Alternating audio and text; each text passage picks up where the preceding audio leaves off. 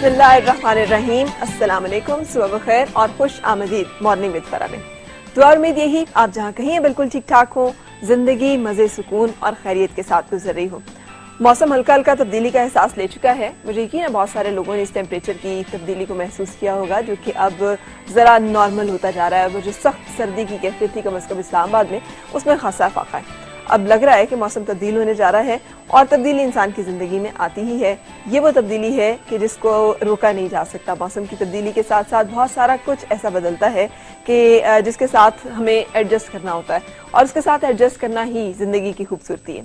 अच्छा, एक चीज़ जो है, इंसान जब पैदा होता है तो वो बिल्कुल एक सादा स्लेट की तरह होता है, जिसके ऊपर कुछ तहरीर नहीं होता, कोई नक्श नहीं होता।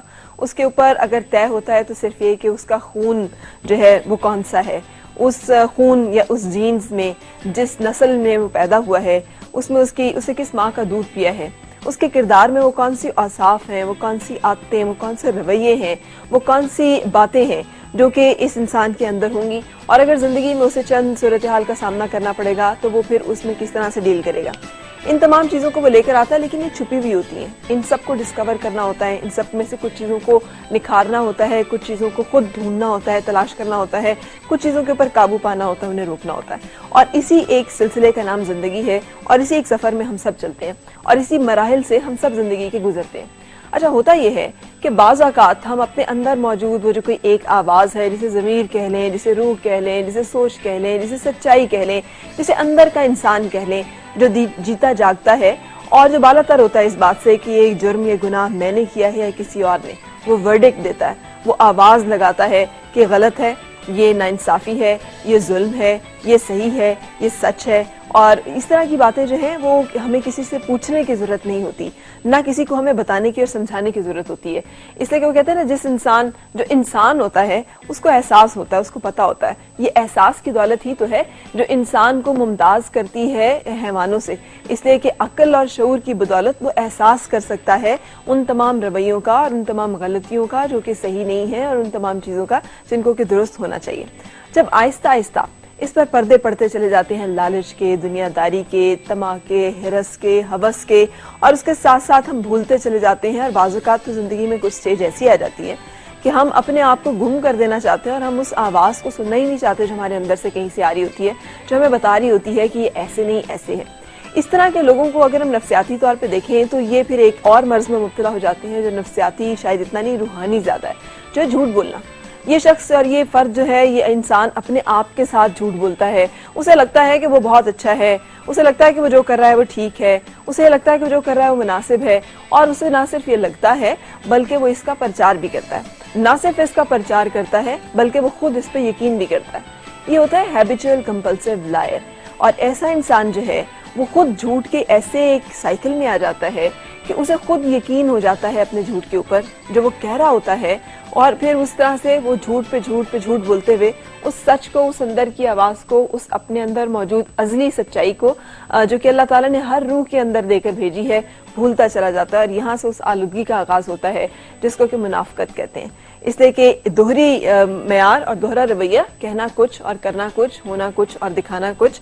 और फिर इस तरह के लोग जब हमारे माशरे में पाए जाते हैं तो फिर होता यह है कि वो दुआ यही मांगनी पड़ती है कि या अल्लाह, दुश्मनों से तो मैं अपनी हिफाजत कर लूँगा लेकिन दोस्तों से तो मुझे बचाना। सोचने की बात यह है कि हम जिंदगी में इस तरह के रवैये कहीं अपना ना रहे हों, कहीं अपना ना चुके हों, और अगर इस तरह की कोई चीज़ है तो उसे अपने अंदर ढूंढना, तलाश करना और उसे ख़त्म करना, ये वो जंग है जिसको कि लड़ने का हमें हुक्म दिया गया है।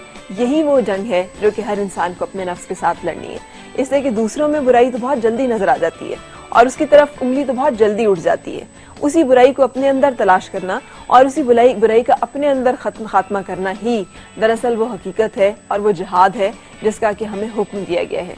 सो अल्लाह करे कि हम ना सिर्फ अपने इर्द गिर्द मौजूद ऐसे दोस्त नुमा जो होते हैं हमारे दुश्मन, और दोस्तों के रूप में दुश्मन उनको पहचान सकें, उनसे अपनी हिफाजत कर सकें, बल्कि खुद भी दूसरों को अपने से पहुंचने वाली इस तरह की तकलीफों से बचाने पे कादिर हो सकें और उसकी भी सलाहियत पैदा कर सकें।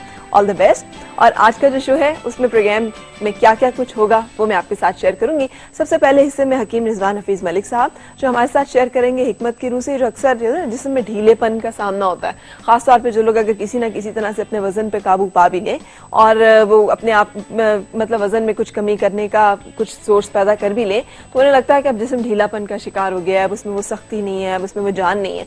सो कैसे एक्सरसाइजेस के अलावा छोटे छोटे टोटके हैं जिनके साथ कि आप अपने आप को फर्म और स्टाउट एंड स्ट्रांग रख सकते हैं।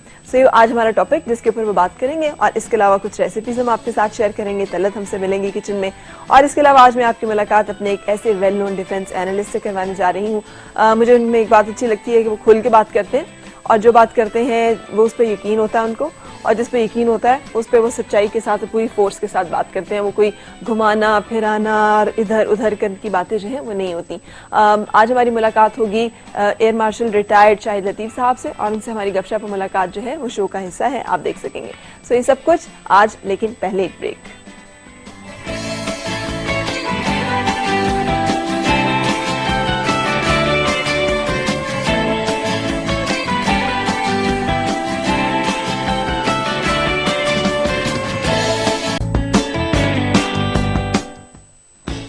जनाब खुश आमदीद और सुबह बखैर। मेरे साथ हैं हकीम रिजवान हफीज मलिक साहब, और उनसे हमारी गपशप और मुलाकात जो है वो आज वजन में कमी हो या फिर ज़चगी के बाद या फिर अदरवाइज जिंदगी में बाज़ औक़ात जिस्म में ढीलेपन का सामना ख़वातीन को अक्सर शिकायत रहती है। ये वो शिकायत है जिसका तस्करा भी बहुत सारी जगहों पे नहीं किया जा सकता।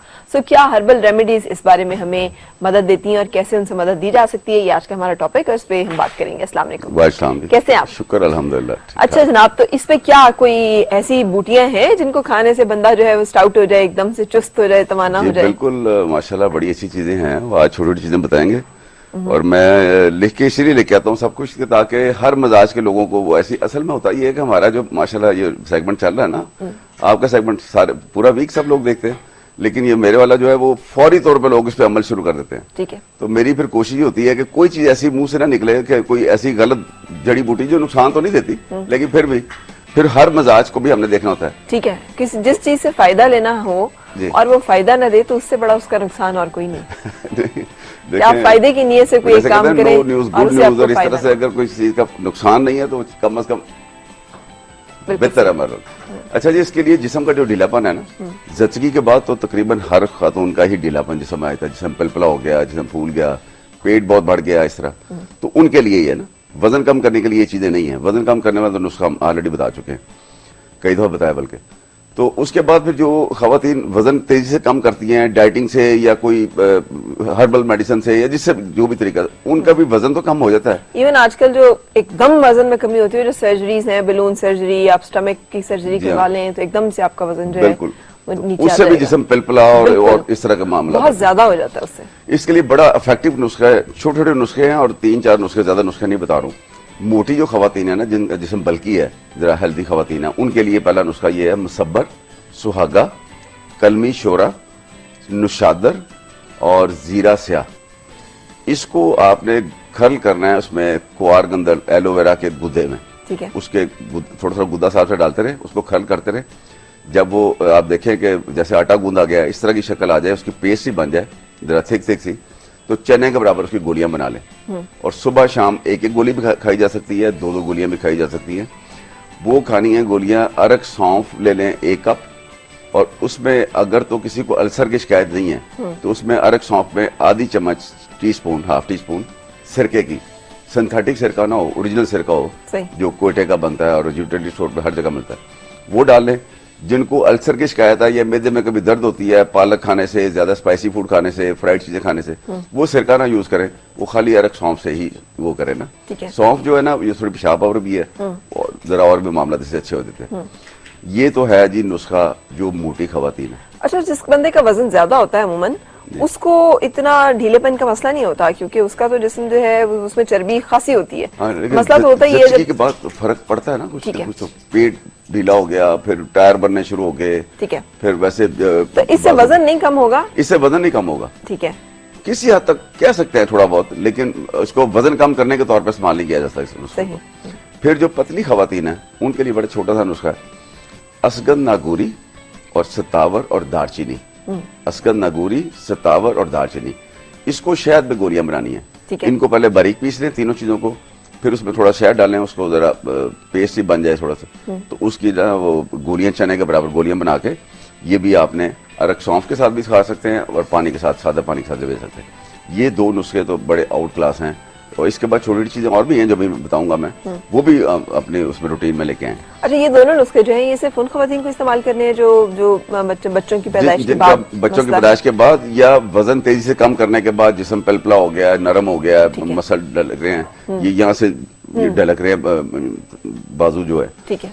अच्छा, इसके बाद एक नुस्खा और है, ये जो मोटी खवातीन और पतली खवातीन दोनों इस्तेमाल करेंगी। एक एक नुस्खा तो वो हो गया, एक ये है। लौंग 10 ग्राम लौंग, गाउसबान जो 50 ग्राम, गुले सुर्ख 50 ग्राम, पान के पत्ते 50 ग्राम। सही। इसको 3 लीटर अरग गुलाब में हल्की आंच पे इसको पकाना है।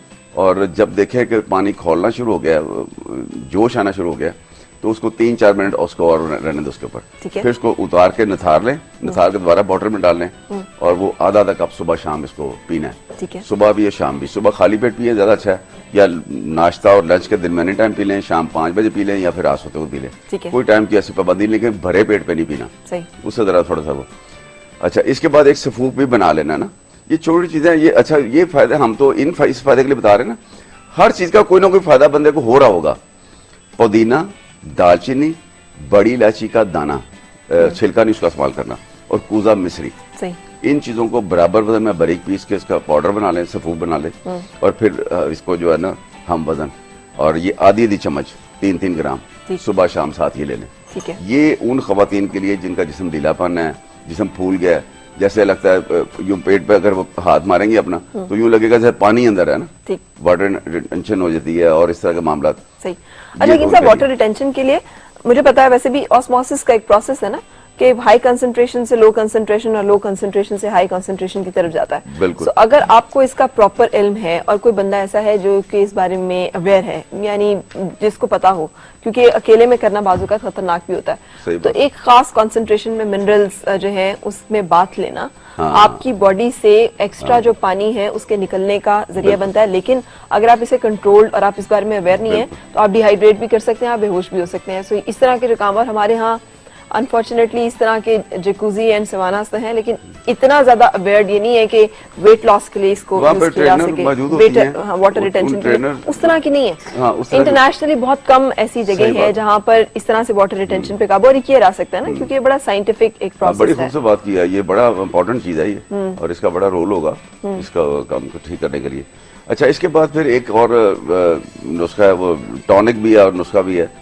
साबुत अनार, उसको आपने आधे गिलास पानी में, दरमियाने साइज का एक अनार लेके छिलके समेत आधे गिलास पानी में उसको शेक कर लेना है। ठीक है। शेक करके अच्छी तरह उसको फिर तो मलमल कपड़े से निचोड़ लेना, अच्छी तरह निथार लेना, ताकि उसका जो पानी होगा उसको 1 पाव उसके नारियल उसके अखरोट के तेल में हल्की आंच पे उसको पकाना है, बहुत हल्की आंच पे, बेशक पूरा दिन पकता रहे। जब आपको अंदाजा होगा जितना पानी हमने अनार का डाला था, जितना तेल डाला था हमने उसका अखरोट का, वो तेल ही सिर्फ रह गया, उस तेल को निथार के दोबारा उसमें बॉटल में रख लें, उसका पूरे जिस्म में मसाज करें। अच्छा। इससे इतनी स्टिफनेस आएगी बॉडी में, बहुत अच्छी खासी स्टिफनेस आएगी ना, ये बड़ा वो अच्छा है। फिर उसके बाद त्रिफला, जिसका हम जिक्र करते रहते हैं, तीनों चीजें आंवला, बेड़े, हरीड़, गुठलियों को से हटा के तो 100 ग्राम तीनों 300 ग्राम हो जाए, 300 ग्राम ये हो जाए। इसमें फिर आपने 20 ग्राम काला नमक डालना है, बिल्कुल सही, त्रिफले में। ये रात सोते वक्त आपने 1 चम्मच खा लें, अगर ज्यादा मोटी खवातीन है, पतली खवातीन है तो आधी चम्मच खा लें। क्लास की चीजें ये है। अच्छा। और इंशाल्लाह बड़ी दुआएं देंगे आपको, इसमें बहुत फर्क पड़ेगा, ये सब चीजें छोटी छोटी चीजें। ठीक है। अच्छा, ये चीजें ऐसी हैं कि इसको ये नहीं कि आप मेडिसिन के तौर पर मसलसल खाई जा रहे हैं, दरमियान में 2-3 दिन छोड़ भी रहे हैं, कभी सुबह छोड़ दिया, रात को छोड़ दिया, बस साइड टेबल पड़ा हो या टीवी लॉन में रखी हो, आपको नजर आती रहे, जब मौका मिले इसको आप इस्तेमाल करते रहे ना, तो थोड़ा थोड़ा फायदा होते होते अल्टीमेटली 3 माह में, 2 माह में, 6 माह में भी बाज़ औक़ात, तो उसका अल्टीमेटली बड़ा अच्छा फायदा इसका हो जाएगा। बिल्कुल सही। अच्छा, हम एक ब्रेक के लिए रुक रहे हैं और उसके बाद हम आएंगे तो किचन भी अपना शुरू करेंगे और आपके साथ ये जो सिलसिला है इसको भी हम आपके साथ शेयर करना जारी रखेंगे। ब्रेक के बाद आपसे मुलाकात।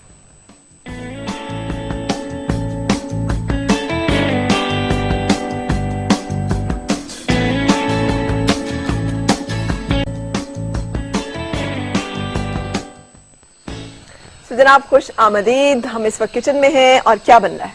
पर आज मैं कौन सूप बना रही हूँ।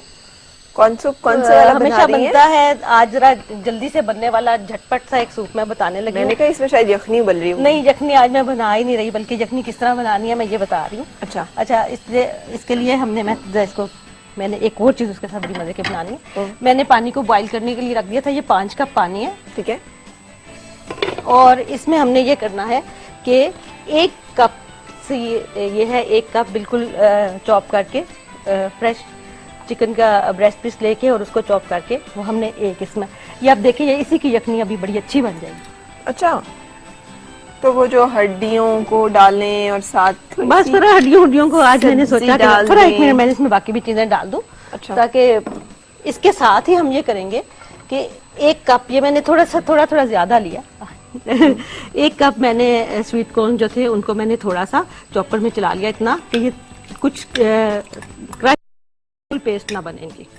ये भी मैं साथ ही डाल रही हूँ इसमें। अब पानी जो है ये वो वाला जो उनके अंदर होता है कि अलग से डाला है? नहीं, इसी का पानी है, थोड़ा सा है इसमें ताकि इसका टेस्ट आ जाए। और इसमें 2 मैं चिकन क्यूब्स डाल रही हूँ, ठीक है। इसको हमने 20 मिनट तक पकाना है और ये हल्की आंच पे पकेगा, ठीक है। अच्छा, दूसरी साइड पे थोड़ा मैं जो बना रही हूँ, मैं इसके लिए इसको मैंने जो है स्वीट कॉर्न, क्योंकि कॉर्न सूप बन रहा था और कॉर्न सबको आजकल बहुत पसंद है। हम फ्रेश भी ले सकते हैं, लेकिन दाग हो तो फिर चलता है टिन का, ठीक है। तो उसके लिए मैं ये ब्रेड को ग्रिल पैन पे कर रही हूँ। थोड़ा सा ऑयल या आप मक्खन भी लगा सकते हैं, ठीक है।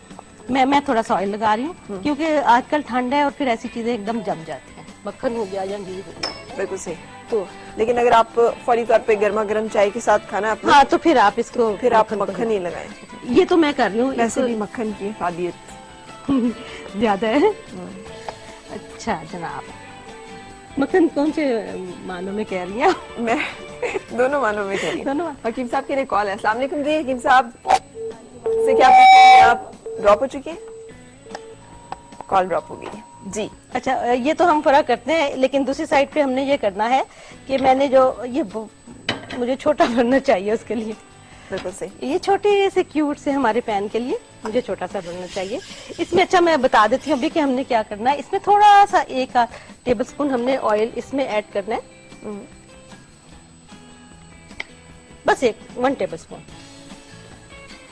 ठीक है। और फिर हमने ये वाले जो कॉर्न है इसको मैंने बिल्कुल साबुत रखा हुआ है, ये भी स्वीट कॉर्न है। इसको डाल के हमने 1-2 मिनट इसको सिर्फ पकाना है, खाली कॉर्न को। हाँ जी, फिर इसके अंदर हमने क्रीम ऐड करनी है और इसको थोड़ा थिक करना है, नमक और काली मिर्च। कोई तेल वेल कुछ डालने की जरूरत नहीं है? मैंने थोड़ा 1 टेबलस्पून डाला है इसमें। अच्छा, ठीक। इसको हम बाद में कर लेते हैं, ये तो आपको पता चल ही जाएगा, ठीक है। इसको मैं थोड़ा सा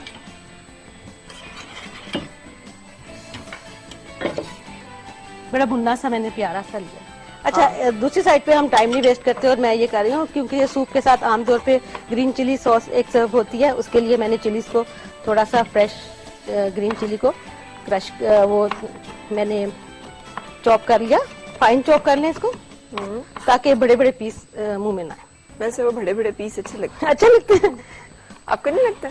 पर अच्छे लगते हैं, लेकिन एक ये चीज है कि थोड़ी देर भिगे हो ना सिरके में 2-3 घंटे ज्यादा, तो फिर ज्यादा अच्छा है। अच्छा, इसका ये है कि अगर आपने फौरन बनाना है, इसमें हम सफेद सिरका जो है वो डाल देंगे। और अगर आपने फौरन बनाना है और हम चाहते हैं कि उसमें सिरके का टेस्ट वो हरी मिर्चों का सिरके में अच्छी तरह आ जाए, तो सिरके को थोड़ा सा गर्म करके इसमें डाल लें। अच्छा,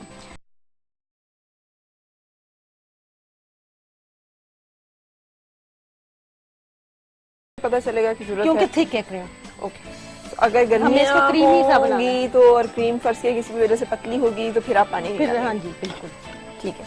अच्छा, इधर ये अच्छी खासी ये हो गई हैं, तो इनको जरा सा मार्क्स इसके ऊपर ब्राउन से आ जाए तो ज्यादा अच्छे लगेंगे, जरा ज्यादा निशान ब्राउन आ जाए, ठीक। अच्छा, इसके अंदर अब मैं ऐड कर देती हूँ नमक और काली मिर्च से। आज सिर्फ गेम जो है ना नमक और काली मिर्च की है, सही, बहुत थोड़ी चुटकी बराबर, ठीक है। और इसको अभी मैं पकाऊंगी और फिर मैं देखूंगी इसको अगर थिक करने की जरूरत है तो फिर मैं इसमें half tea spoon cornflour add कर दूं। अच्छा, तो इसको ग्राइंड नहीं करना? नहीं नहीं, ये इसी कॉर्नर तरह से ही रहेगी। रहेंगे हाँ इसमें। जी, बिल्कुल। तो मैं ब्रेड का क्या ब्रेड बनेगा? के मैं 4-4 पीस करूंगी, छोटे छोटे बाइट साइज। फिर उसके ऊपर मैं इसका स्लाइस रखूंगी चीज का काट के, और उसके ऊपर इसको थिक करके ये हम उसके ऊपर टॉप पे थिक करके मतलब अभी से आप पकाएंगी? ये पकाऊंगी, पका के गाढ़ा करेंगे जी। बिल्कुल सही। तो हम साथ साथ ग्लिम्स में देखते रहेंगे, क्योंकि यहाँ पे हमारा जो सूप है वो भी इसको भी फाइनल कर दूं। कर दें सिर्फ जरा। इसके बाद इसको थिक करना होगा। सिर्फ इसमें अब 2 चीजें रह गई थी, हमने बाकी सब चीजें डाल दी थी। इसमें काली मिर्च मैं हाफ टी स्पून डाल रही हूँ, आप इसको बाद में देख लें, एडजस्ट कर लें। और नमक हमने थोड़ा डालना है क्योंकि उसमें चिकन क्यूब्स में नमक होता है। ठीक है, मैं हाफ टी स्पून डाल रही हूँ, हम बाद में इसको चेक करेंगे। बहुत सारे लोग सोया सॉस भी इसी में डाल देते हैं। नहीं डालना चाहिए फरा, लेकिन मैं 1 टेबल स्पून डालने लगी। ठीक है, 1 टेबल स्पून डालने लगी हूँ ताकि उसमें थोड़ा सा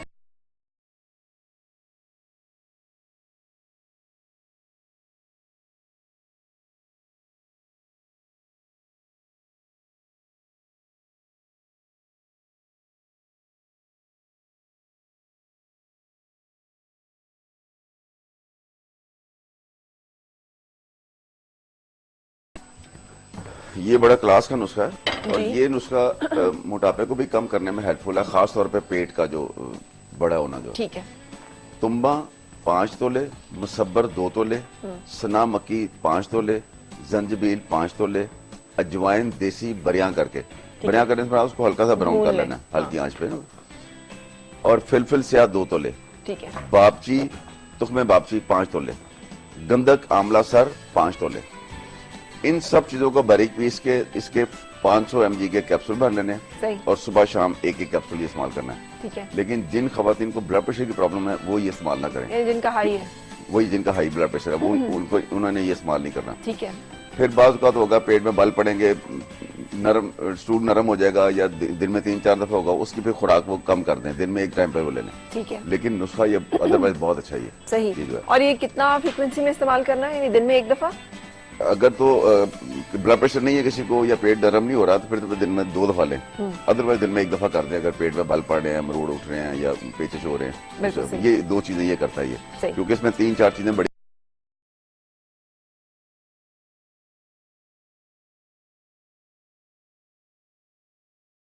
इसका बहुत अरसे से मैं सोच रहा था कि ये करना चाहिए। बच्चियां आजकल, कई बच्चियां ऐसी होती हैं जो शर्माती हैं, कहीं बात भी नहीं करती, अपनी मदर से बात भी नहीं करती, कि वो नस्वानी मामला उनके जो वीक रह जाते हैं, वो नहीं पूरी तरह ग्रो करते। तो उसके लिए ना, तो उसके लिए मैं ये समझता हूँ कि ये बड़ी इंपॉर्टेंट चीज़ है कि इसको थोड़ा सा बेहतर होना चाहिए। बच्चियां मिक्स जाती हैं जो भी, तो आमतौर पे देखा गया जिन बच्चियों को बचपन में टाइफाइड 1 दफा या 2 दफा हो गया ना, उनको ये इशू आ रहा है ना, सही। यंग एज में जाकर उनको इशू आ रहा है। तो उसके लिए जो खमीरा मरवारीद है ना, खमीरा मरवारीद सही। किसी भी अच्छी कंपनी का बना हुआ ले लें, या घर के आपके करीब या किसी आपके एरिया में कोई अच्छे तबीब उनसे बनवा लें थोड़ा सा। वो आधी चम्मच सुबह शाम इसका इस्तेमाल करें ताकि टाइफाइड के असरात जाते रहे। वैसे तो मैं तो आमतौर पर कहता हूँ कि हर टाइफाइड होने के बाद ये खमीरा मरवारीद 2-3 माह तक इस्तेमाल करना चाहिए। ठीक है। उससे उसके बुरे असरात चले जाएंगे। इसके बाद वाइट डिस्चार्ज का इशू होता है, उसकी वजह से भी वो मामला होते हैं। उसके लिए फिर वो मूसली सफेद और बदारा और असगंध और काठी स्पारी, तमरहंदी, बीज बंद, संगाड़ा, इसका सफूफ बना के आधी चम्मच सुबह शाम खाया जाए। फिर एक चीज है मगज बनोला 10 तोले और गोंद कीकर 2 तोले, इसका सफूफ बना के तो आधी चम्मच सुबह शाम ये इस्तेमाल कर लिया जाए। ठीक है। फिर एक है जी वो क्रीम एक बनानी है, जिफ्त रूमी, ये 15 ग्राम, इसको 50 ग्राम बादाम रोगन में पहले इसको गर्म कर लें। ठीक है। तो ये उसमें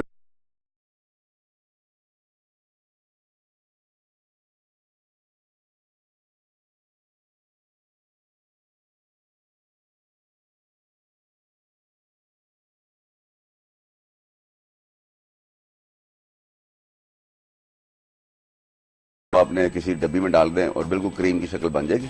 इसको फिर मसाज के तौर पे इसको इस्तेमाल करना है। अच्छा। तो ये बड़ी अच्छी चीज है। अगर इसको हम अगर कमर्शियल करें, यूरोप में भेजें, तो ये अरबों रुपया कमाया जा सकता है इसी एक क्रीम पे ना। एक ऐसी अलग चीज है, यूरोप में तो बहुत इन चीजों को वो करते हैं ना। दोबारा इसका वो फिर बता दें, अरबों रुपए की चीज ज़फ्त रूमी जफ्ते रूमी ये क्या चीज 15 ग्राम। ये सफेद दाने दाने से होते हैं। अच्छा। बहुत महंगी चीज नहीं है, सस्ती चीज है, इसलिए जो भी चीज सस्ती होगी वो किसी भी जगह से आपको सही मिलेगी ना, वो आपको खराब नहीं मिलेगी, वो जल्दबाजी उसमें नहीं होगी।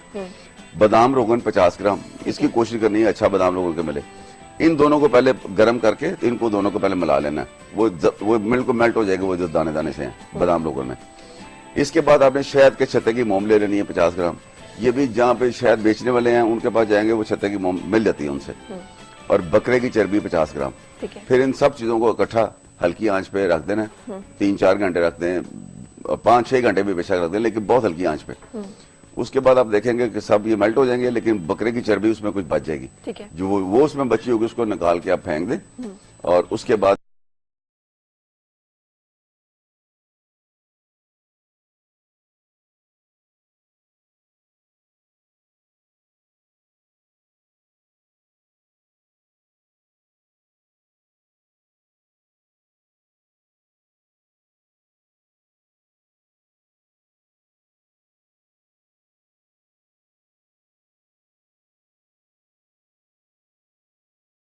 में लगता है जैसे स्वेलिंग हो रही है और सारा दिन बहुत दुखता है, लेथार्जिक सी फीलिंग होती है, उसके लिए क्या करूं मैं? अच्छा, बिल्कुल सही। जॉइंट्स में ज्यादा दर्द होती है या पूरी बॉडी में हो रही होती है? जॉइंट्स में भी होती है, लेकिन सारी बॉडी में, जैसे फ्लैश में पेन होती है ना, स्वेलिंग बहुत हुई होती है सुबह। आप साथ रहिए जी यकीन साहब। इनका एक तो जिसम में बादीपन ज्यादा है, इनका बादी चीजें खानी छोड़ दें, अदरक का इस्तेमाल जरा बढ़ा दें। ठीक है। अदरक का कावा भी बना के पी लिया करें, छोटा टुकड़ा अदरक का, एक तो ये करें। दूसरा मुझे यकीन है कि इनको विटामिन डी की कमी होगी ना, उसको देख लें। फिर HB का लेवल भी देख लें, टेस्ट करवा लें ना। ठीक है। घर के करीब कई लेबोरेटरी इनको मिल विटामिन बी के लेवल्स भी करा लें, उसका भी करवा लें। और अगर वो टेस्ट उनके वो ठीक हैं तो फिर तो और चीजें हैं, अगर उसमें कमी है तो फिर उसका ट्रीटमेंट पहले लेना ये। और जहां तक वो फैट्स की बात कर रहे हैं, फैट्स कम करने की, तो उसके लिए वही हम बताएंगे इनको कि फैट्स बढ़ता क्यों है। नान खाने से, ये कच्चा स्लाइस खाने से, फिर तली हुई चीजें खाने से, कोला मशरूब लेने से, सॉफ्ट ड्रिंक्स लेने से, बहुत ठंडा पानी पीने से। इनको वार्म पानी पीना चाहिए, ठंडा पानी ना पिए। उसमें थोड़ा पुदीना बॉयल कर लें, थोड़ी सौंफ बॉयल कर लें, ताकि उसका फ्लेवर चेंज हो जाए, ताकि वार्म पानी पिया जाए।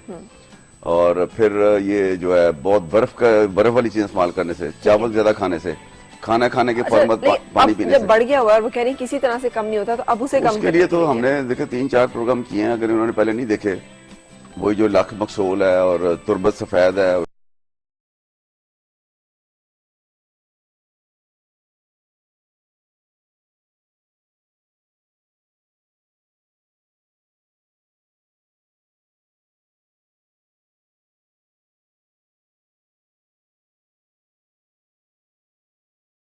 नमक डालें 10 ग्राम, तो अजवाइन डालें 100 ग्राम। ठीक है। उसको बड़ी करके रख लें। ठीक है। उसका कावा भी पी सकते हैं और खाना के बाद एक चुटकी भी खा सकते हैं। अच्छा, हम ऐसा करते हैं कि नेक्स्ट जो अपना टॉपिक है ना, उसमें रिपीट कर लेते हैं इस इशू को, जिसमें कि वजन की कमी जो है वो कैसे हो सकती है, और खासतौर पे डिफरेंट एरियाज को अगर टारगेट करना। लेकिन वो तो ज्यादा एक्सरसाइज से ही होगा, या आप नुस्खे भी ऐसे? देखिए, अगर कोई एक्सरसाइज नहीं भी करता तो वॉक तो हर बंदे को करनी है ना, सेहत को वैसे भी अच्छा रखना है। बिल्कुल सही। और वो जो हमने नुस्खा बताए हुए हैं, उससे तो 10-15 kg एक महीने में वजन कम लोगों का हो रहा है। चलिए हम एक दफा फिर रिपीट करेंगे। Thank you so much, God bless you. हम एक ब्रेक के लिए रुक रहे हैं। तरत हमारे साथ किचन में। तरत, कहाँ तक पहुंचे सारे मामला? तकरीबन ये मेरा कंप्लीट हो गया। ये देखें, ये मैं इसकी छोटी बाइट साइज जो है, इसके बल्कि इसका नाम ही कॉर्न बाइट्स है, मैं छोटी छोटी बना रही हूँ। ये देखें, मैं इसके ऊपर रख रही थी, चीज रख रही थी, और इसके ऊपर ये मैंने थिक कर लिया है थोड़े से उसके कॉर्नफ्लोर के साथ। और इसके ऊपर हम ये एक चम्मच ऐसे रखेंगे, गरम गरम डालेंगे ताकि चीज थोड़ी सी। और इसको ये मैंने गार्निश करने के लिए बहुत छोटी छोटी सी चीजें प्यारी प्यारी मुन्नी सी बना ली थी। आप ये देखें, ये हरे धनिये की स्टेम है, इसको मैंने काट के बनाया था। इस तरह आप छोटी छोटी चीजों से ना इसको गार्निश करेंगे। बिल्कुल सही। और जो हमारा सूप है सूप तकरीबन तैयार है, बस इसको थिक करना है हमने। 5 मिनट में चाह रही हूँ और इसको। बिल्कुल सही। और हम एक ब्रेक के लिए रुक रहे हैं। ब्रेक के बाद आपसे मुलाकात होगी मेहमान के साथ।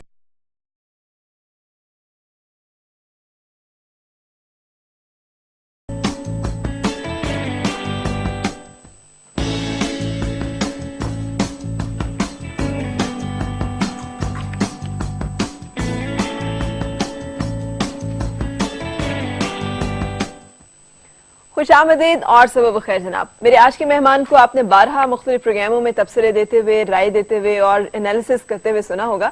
आज हम उनसे जो बातचीत करेंगे उसमें हम जानने की कोशिश करेंगे कि मेरे इस मेहमान की जो जिंदगी का सफर है वो किस तरह से ड्राइव किया इन्होंने और किस तरह से कामयाबी की मुख्तलिफ जो स्टेजेस हैं उनको इन्होंने हासिल किया।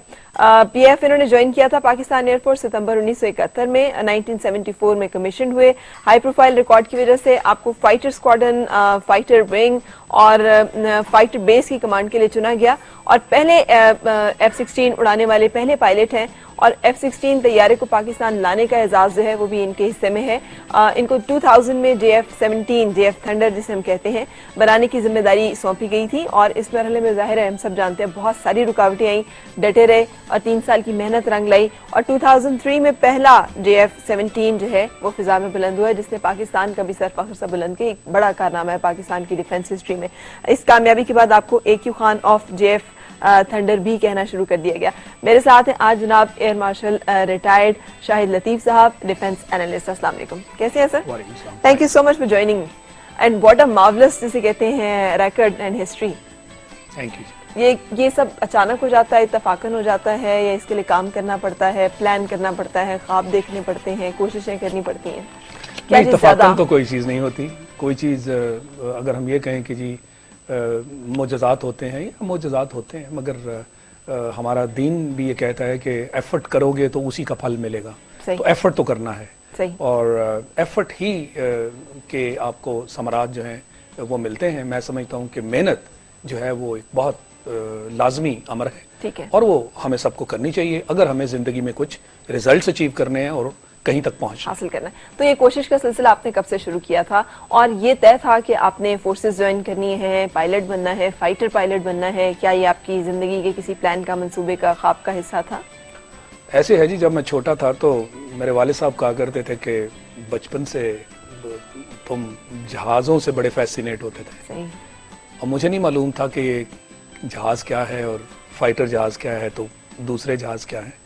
तो उन्हें मुझ में ये शौक़ नज़र आया। तो फिर 8वीं क्लास में, अभी मुझे भी कोई ज़्यादा समझ नहीं थी, मुझे PF कॉलेज लोटोपा कैडेट कॉलेज 2 हुआ करते थे जहाँ पाकिस्तान एयरफोर्स बच्चे लेती थी और उनकी ट्रेनिंग करते थे। और उसका ये मकसद नहीं था कि फौरी तौर पे वो पायलट बन जाए, मगर 5 साल उनको ट्रेन करके FSC तक, उसके बाद फिर उनका बाकायदा प्रोसीजर जो भी ISSB वगैरह होता है उसमें डाला जाता था। मगर चूंकि एयरफोर्स के पॉइंट ऑफ व्यू से ट्रेनिंग होती थी, कैडेट कॉलेज था, तो मेजॉरिटी उन लोगों में से सिलेक्ट हो जाती थी। ठीक है।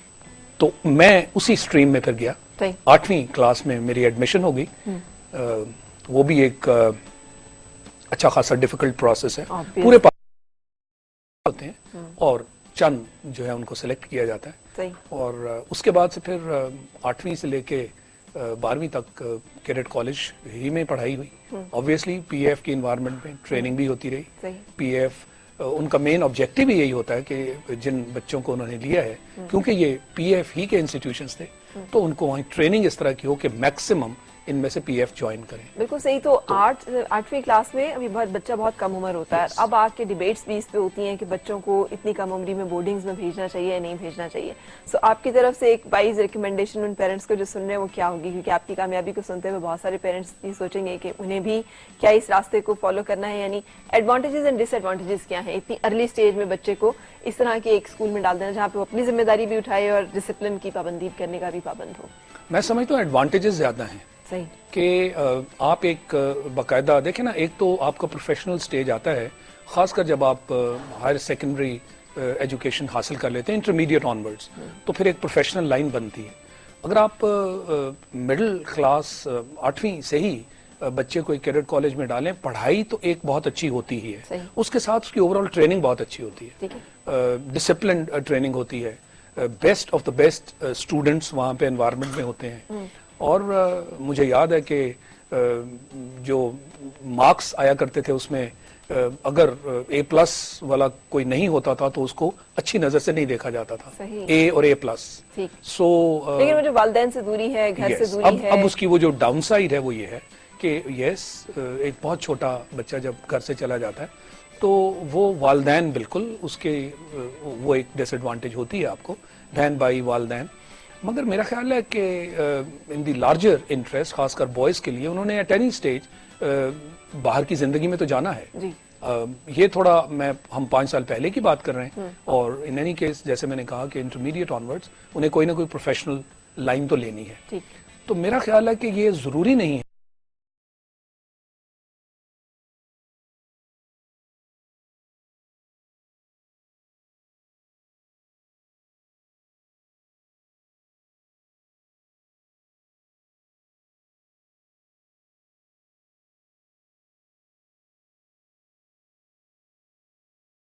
हैं, वहां से डॉक्टर्स भी बनते हैं वहां, यानी एक बहुत वास्ट फील्ड है, मगर ट्रेनिंग बहुत अच्छी होती है और वो आपको प्रिपेयर करती है। एक आपकी जो अपनी कैपेबिलिटीज हैं उनको बड़े अच्छे तरीके से उजागर किया जाता है, क्योंकि आप एक बड़े कम्पेटिटिव एनवायरनमेंट में पलते हैं। वो जो एक कॉन्सेप्ट या मिथ है कि शख्सियत में कोई कमी रह जाती है, कोई खला रह जाती है, जो कि बच्चों की जिंदगी के लिए, नफ्सियाती या इमोशनल हेल्थ के लिए जरूरी नहीं है। Sir, I would like your comment on that. नहीं, मैं इससे फुल्ली एग्री नहीं करता।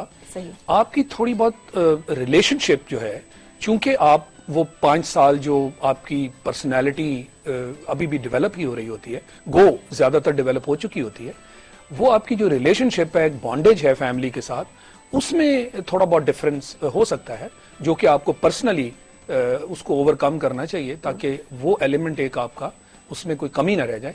और इसके अलावा मैं नहीं समझता, क्योंकि सरपरस्ती का जहां तक आलम है, वो तो सरपरस्ती जो वहां होती है वो वालिदैन से कहीं बेहतर होती है, क्योंकि बड़ी स्ट्रिक्ट निगाह से वहां पे टीचर्स हैं, आपकी क्लासेस हैं, इवनिंग एक्टिविटीज हैं, एक बड़ा सुबह से लेकर शाम तक आपकी बहुत डिसिप्लिन्ड लाइफ है। बिल्कुल सही। तो एडवांटेजेस मैं समझता हूँ बहुत ज्यादा है। बिल्कुल सही। अच्छा, फोर्सेस में तो बहुत सारे लोग आ भी जाते हैं, लेकिन जिस तरह के आपने डिस्टिंक्शंस ली हैं, ये भी फिर इसमें क्या चीज आप समझते हैं कि आपके अंदर कोई खास बात थी, अगेन आपने कोशिशें ज्यादा की, जो लोग आना चाहें उनको क्या आप गाइडेंस देंगे और टिप देंगे? जी, मैं ये समझता हूँ कि इसमें आपका पर्सनल एफर्ट है। अच्छा। समहाउ मैं एयरफोर्स ज्वाइन करने से पहले भी, पीएफ कॉलेज ज्वाइन करने से पहले भी अपनी क्लासेस में टॉप पोजीशंस लिया करता था। सही। तो एक अर्ज थी, और ये मेरा ख्याल है कि आपकी पर्सनालिटी का हिस्सा होता है। So you were mentally strong या physically आप एक strong? mentally as well as physically strong। मैं बकायदा स्पोर्ट्स में भी इक्वली पार्टिसिपेट करता था। तो सिर्फ पढ़ाई ही नहीं, मेरा जो था वो कंप्लीट अटेंशन वही नहीं लेती थी। तो मुझे हमेशा से ये शौक रहा कि एक ओवरऑल वेल राउंडेड मेरी पर्सनैलिटी होनी चाहिए, और मुझे जिंदगी के हर शोबे में जो है तगोदौ करनी चाहिए, ताकि मेरे अंदर कोई ऐसी कमी ना रह जाए कि मैं कहीं ना कहीं ब्लैंक नजर आऊं। बिल्कुल सही। तो ये एक अर्ज थी, मेरा ख्याल है, जिसकी वजह से कंप्लीट ऑल राउंड ट्रेनिंग में मैं इंटरेस्टेड रहा। और वो जो एक आपके अंदर एक अर्ज होती है एक्सेल करना, के कंपेटिटिव नेचर, एक्सेल करना, टू बी द बेस्ट, ठीक है, अमंगस्ट अदर्स, तो वो एक मेरा एक जाती मैं समझता हूँ था। और ऐसे एनवायरनमेंट में, ऐसे माहौल में ज्यादातर लोगों में ये कम्पेटिटिव स्पिरिट आ जाती है। वहाँ स्पोर्ट्स भी होती हैं, वहाँ एक्स्ट्रा करिकुलर एक्टिविटीज भी होती हैं, वहाँ एजुकेशन भी है, वहाँ आपके इंटरेस्ट की हॉबीज भी हैं। तो यानी एक एनवायरनमेंट मिलती है कि आप एक्सेल करें। सही। तो जिसके अंदर भी इस तरह की बेसिक क्वालिटीज होंगी, मेरा ख्याल है कि वो फिर सरफेस करती हैं। अच्छा, अभी थोड़ा कंट्रोवर्शियल सा सवाल हो जाएगा, लेकिन इतनी डिस्टिंक्शंस के साथ, इतनी सारी चीजों के साथ एयर चीफ बनना भी आप बन सकते थे, आप वहां तक नहीं पहुंचे, तो वो फिर कैसे, how you handle these kind of things, जब आपको लगता है कि अच्छा ये ऐसे नहीं हुआ जैसे होना चाहिए था, या जैसे मैं सोचा था? ऑब्वियसली आपका प्लान और ख्वाहिश तो होगी, जो बंदा इतना एम्बिशियस हो वो फिर हायर टारगेट्स को भी।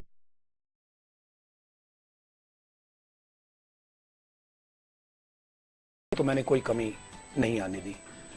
आपने इंट्रोडक्शन में मेंशन नहीं किया, मैंने एकेडमी से जब ग्रेजुएट किया तो मैं सोर्ड ऑफ ऑनर विनर था, और एकेडमिक्स में भी मेरी टॉप पोजीशन थी। तो इससे बेहतर परफॉर्मेंस जो है वो तो नहीं हो सकती। अब बाद में जो हालात व वाकयात पैदा होते हैं, उन सब पे आपका कंट्रोल नहीं होता। आप एक पर्सनल एफर्ट तो कर सकते हैं। इसी तरह आपने सोसाइटी में देखा होगा कि नजर में जो आपके बेस्ट लोग नजर आते हैं, समहाउ वो टॉप पोजीशंस तक नहीं पहुंच पाते। मैं समझता हूं कि उसमें एनवायरनमेंट का ताल्लुक है, और बहुत सारे जो दूसरे फैक्टर्स हैं जो आपके शायद कंट्रोल में नहीं होते, वो प्ले करना शुरू कर देते हैं। तो इसी तरह सर्विसेज में भी जब आप हायर पोजीशंस पे जाते हैं, खासकर इस तरह की पोजीशन, ये इसमें पॉलिटिकल एंगल आ जाता है।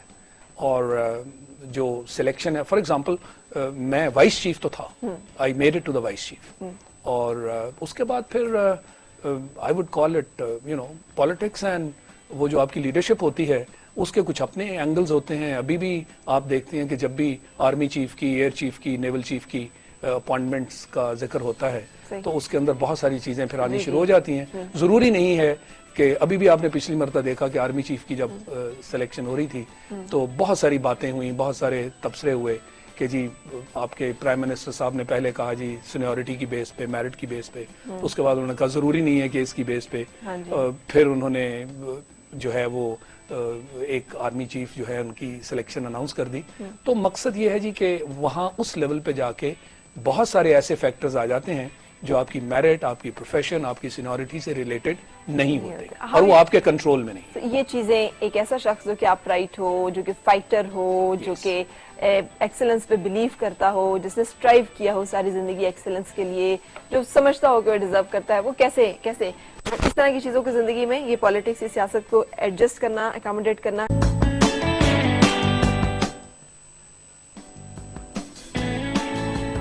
तो जनाब खुश आमदीद और सुबह बखैर। हम आज मुलाकात का सिलसिला जो है हमारा वो air marshal retired Shahid Latif साहब, जिनसे कि हमारी गपशप और मुलाकात चल रही है।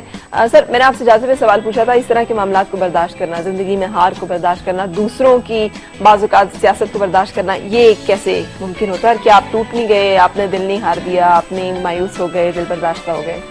नहीं जी, पेनफुल तो है क्योंकि इन हालात में, और ये भी ट्रेनिंग का जिंदगी में मेरा ख्याल एक हिस्सा है कि जब चीजें आपकी ख्वाहिश के मुताबिक नहीं जा रही होती उसको भी आपने एक्सेप्ट करना है and move on with life. Fields हैं बहुत सारी, आप खुद को एंगेज रखें और जो आपने किया है वो कहीं ना कहीं उसका रिटर्न है। जरूरी नहीं कि उसी एरिया में हो जिसके लिए आप जो है वो तगोदौ करते रहे, मगर मेरी ये बिलीफ है कि उसके रिटर्न्स हैं। तो मैंने अपनी रिटायरमेंट के बाद फिर नेशनल लेवल पे ये बातचीत शुरू कर दी एंड मैं I am a very satisfied person. मैं इस तरह आता हूँ, लोगों के सामने बातचीत करता हूँ और बड़ी खुली डुली बात करता हूँ, स्ट्रेट बात करता हूँ। This is exactly how I have lived my life, straight forward, सही, एंड सबके सामने स्ट्रेट बात। तो I maintain that line even today. तो फिर आप ही पे बड़ा सादिक आता है वो शेर, अपने भी खफा मुझसे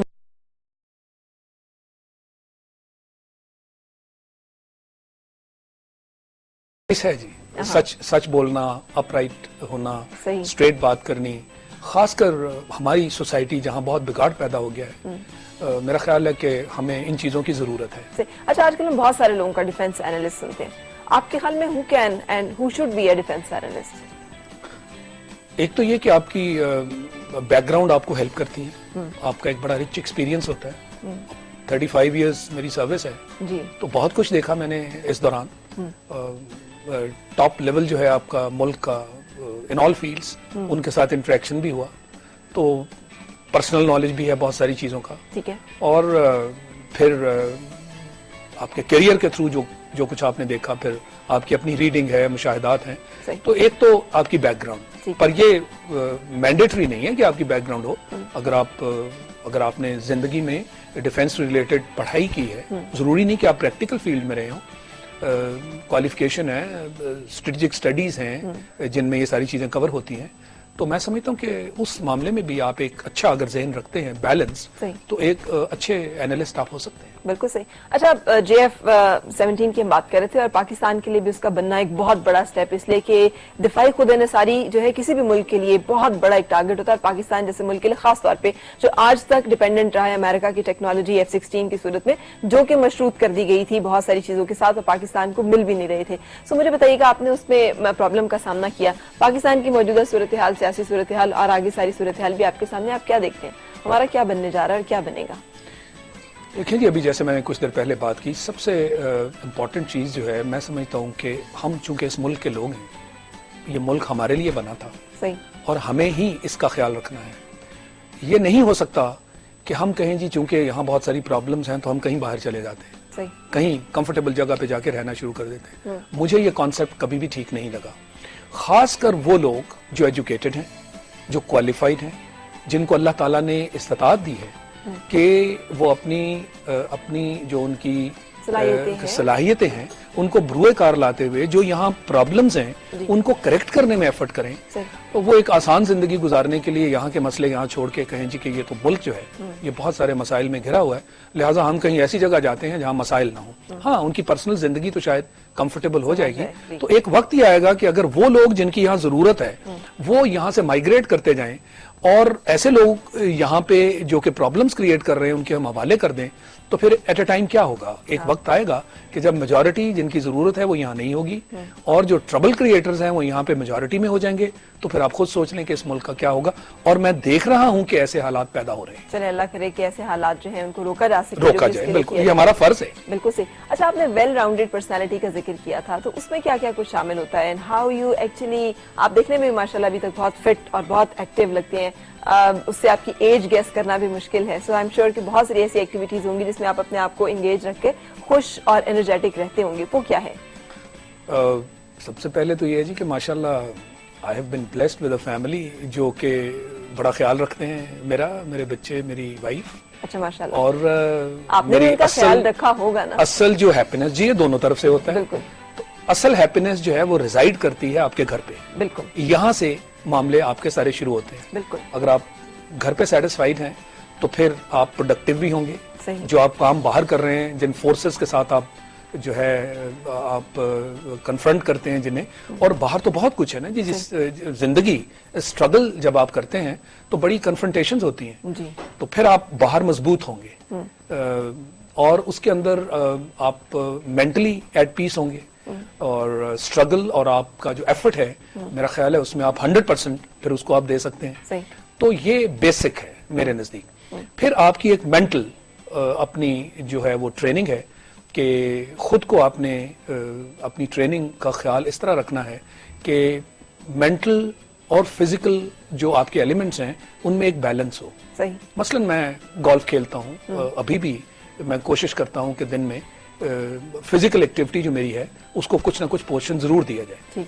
वहाँ दिन के जो स्ट्रेसेस हैं, मैं जब सर्विस में भी था तो मैं अपने वक्त को इसी तरह डिवाइड करता था। सही। ताकि ताकि आपके जो मेंटल स्ट्रेसेस हैं उनको आप फिजिकल एक्टिविटी के जरिए उनके ऊपर उनको मैनेज कर सकें। और स्ट्रेस मैनेजमेंट खासकर एक ऐसी एनवायरनमेंट जहां चैलेंजेस बहुत हों, मेरा ख्याल है वो बहुत एक इम्पोर्टेंट पार्ट है जिंदगी का। बिल्कुल सही। तो लेकिन ये वजह कोई है। लाइटर साइड, कोई म्यूजिक, कोई फिल्म, कोई ड्रामा, जी वो बिल्कुल है, वो जिंदगी के साथ साथ है। जैसे मैंने आपको कहा कि ये भी मेंटल रिलैक्सेशन का एक तो फिजिकल पार्ट हो गया। मैं समझता हूँ स्पोर्ट्स जो है वो जिंदगी का एक इम्पोर्टेंट हिस्सा होना चाहिए। फैमिली जैसे मैंने कहा वो भी आपकी एक रिक्रिएशन है, to be with the family, बच्चों के साथ वो आपकी अगर अंडरस्टैंडिंग हो ज्यादा तो एक वो एलिमेंट आ गया। और बिल्कुल आई लव म्यूजिक, फिल्म्स भी देखते हैं हम एज फैमिली जाके देखते हैं।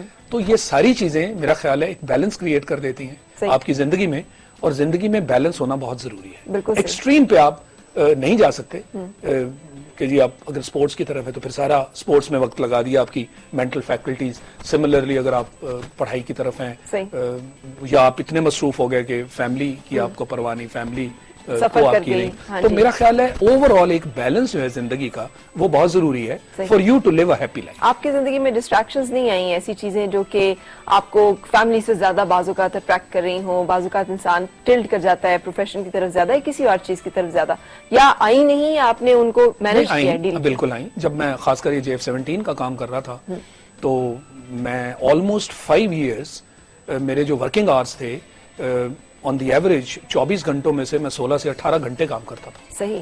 बहुत टफ टाइम था ये। तो फैमिली ने सपोर्ट किया, अंडरस्टैंडिंग थी, और ऐसे वक्त आए जिसके अंदर आई फेल्ट कि मैं शायद वो जो मेरी जिम्मेदारी है उसको कोई किसी लेवल पे मैं इग्नोर भी थोड़ा सा कर रहा हूँ, उसमें मुकम्मल तौर पे मैं कोप अप नहीं कर पा रहा। मगर ऐसे मामलात में आपको प्रायोरिटीज डिसाइड करनी होती है क्योंकि वो एक वक्त है। उस वक्त में आपको कंप्लीट अटेंशन आपके एक ऑब्जेक्टिव की तरफ चाहिए, वो आपको देनी है। और उसकी कॉम्पेंसेशन आप बाद में भी कर सकते हैं। जी बिल्कुल। तो इसके लिए फिर दोनों साइड्स की अंडरस्टैंडिंग बहुत जरूरी बिल्कुल है। सही। आपके ऊपर जो स्ट्रेसेस आते हैं वो ऐसे ही लोगों से आते हैं ना, ठीक है। कि टाइम पूरा नहीं दिया जा रहा या किसी और तरफ डिस्ट्रैक्शन हो गई है। Similarly for a person like me, जिसने शुरू से ही बहुत हार्ड वर्क किया हो, तो उसकी नेचर में भी काम जो है, आज भी मैं काम करना चाहता हूँ, सही। मैं एक्टिव रहना चाहता हूँ, ठीक। क्योंकि एक बड़ी हाई पिच एक्टिविटी मैंने सारी जिंदगी गुजारी रखी है। तो इसलिए आज भी मुझे मसरूफ रहना अच्छा लगता है। बिल्कुल सही। और मैं समझता हूँ कि मेरी हेल्थ के लिए, मेरी मेंटल हेल्थ के लिए मसरूफियत जो है वो एक अच्छी चीज है, बिल्कुल सही। मगर उसमें बैलेंस, बिल्कुल सही। कि काम भी हो, फैमिली का भी ख्याल रखा जाए, मेरी स्पोर्ट्स भी थोड़ी बहुत, जो मेरे अपने पर्सनल शौक हैं उनको भी पूरा किया जाए। तो इस तरह मैं चाहता हूँ कि जिंदगी जो है वो ऐसे चले। बिल्कुल सही। हम एक ब्रेक के लिए रुक रहे हैं और फिर आपसे मुलाकात।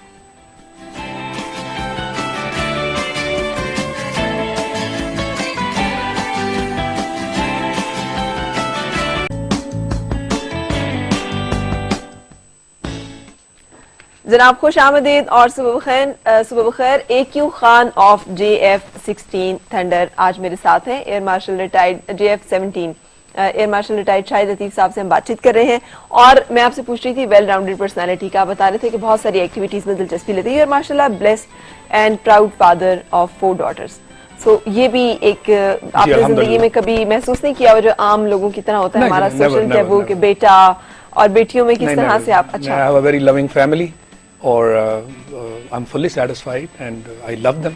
सही। और माशाल्लाह they have all done very well in life and all happily settled. सही है। So मुझे कभी ऐसा महसूस नहीं हुआ जी। मैं अपनी फैमिली में we were 4 brothers and 4 sisters and I know कि जो बेटियां होती हैं उनके दिल में माँ बाप के बारे में क्या रिगार्ड्स होते हैं। सही। अपनी लाइफ में जहाँ कहीं माँ बाप को जरूरत पड़ी तो बहनें पहले पहुंच गई भाइयों से। ठीक। So I have seen that in life सही। And the same prevails in my family. कभी ऐसी कोई इनसिक्योरिटी वो जो इस तरह का होता है। अच्छा, ये कैसे मुमकिन हुआ कि आप एक फर्क किस्म का इंसान जो कि सोशल टैबूज से भी इफेक्टेड नहीं है, जिसका माइंड सेटअप, मेंटल टफनेस, सारी चीजें जो हैं, सेल्फ एश्योर्ड और फिर जिंदगी में आगे बढ़ पाना, आप क्या समझते हैं कि इसकी बेसिक वन लाइन क्या है? Very strong believes in my religion. अच्छा। मैं अपनी सारी गाइडेंस जो है कुरान और सुन्नत से लेता हूँ। I just believe in these 2 things. मेरे नजदीक ये सेक्ट्स, ये फिका, ये बरेलवी, देवबंदी, ये सारे के सारे सेल्फ क्रिएटेड है। आप अपने दीन से गाइडेंस लें। सही। और आपकी बिलीफ्स जो हैं वो बड़ी स्ट्रांग हो जाएंगी। सही। और उसके अंदर हर चीज बड़ी क्लियरली लिखी हुई है और वो सच है। उसमें मुबालगे का एक 1% भी नहीं है। सही। हम उससे बहुत दूर हैं। हम दुनियावी मामलात में आके और दीन को भी हम सिलेक्टिवली यूज करते हैं, जबकि लिखा हुआ है कि पूरे के पूरे दीन में दाखिल हो जाओ। तो इट इज अ पैकेज जिसको कंप्लीटली आपने अडॉप्ट करना है। ठीक। मैं समझता हूँ आज हमारे मसाइल जो हैं वो भी इसी वजह से हैं। ठीक है। कि हम वी आर लॉस्ट समवेयर। अब कभी कहीं से आप गाइडेंस लेने की कोशिश करते हैं, कभी आप वेस्ट का मॉडल लेने की कोशिश करते हैं, कहीं आप किसी और मॉडल को अडॉप्ट करते हैं। मॉडल आपको दे दिया गया है। बिल्कुल सही। And that's the final model. बिल्कुल सही। उसके अंदर ढूंढे, आपको सेल्फ सेटिस्फेक्शन भी मिलेगी, आपको जिंदगी में जिस तरह चलना है उसकी कंप्लीट गाइडेंस भी मिलेगी। और ये जितनी बातें आपने की उसके अंदर ये सारी बातें मौजूद हैं। What else? जिंदगी में और क्या है जिसकी आपको ख्वाहिश है, जो आप हासिल करना चाहते हैं? मेरी ख्वाहिश ये है जी कि इस मुल्क के लिए मैं जितना भी काम कर सकूं वो मुझे लगता है कि थोड़ा है। मुझे बहुत कुछ करना चाहिए। मैं एफर्ट भी कर रहा हूं, खासकर जब कंफ्यूजन बहुत है। बहुत सारी फोर्सेस जो हैं ये उनकी वो एट प्ले हैं।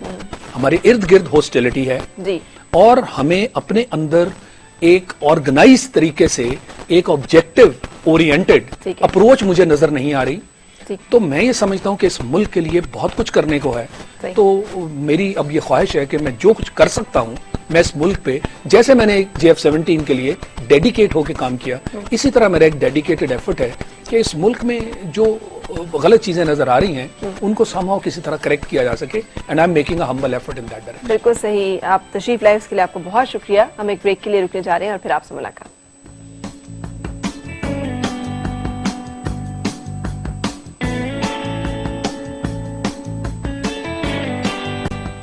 जनाब खुश आमदीद और सुबह खैर। AQ Khan of J-17 thunder air marshal retired Shahid Latif साहब आज हमारे साथ रहे, आप तशरीफ लाए उसके लिए बहुत शुक्रिया। आपकी जिंदगी का यादगार तरीन लम्हा कौन सा है?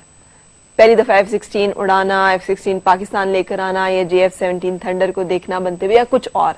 मेरा ख्याल है जी मेरे लिए यादगार तरीन लम्हा नहीं, यादगार तरीन पीरियड मैं जरूर कह सकता हूँ सही वॉज जब मैं JF-17 पे काम कर रहा था।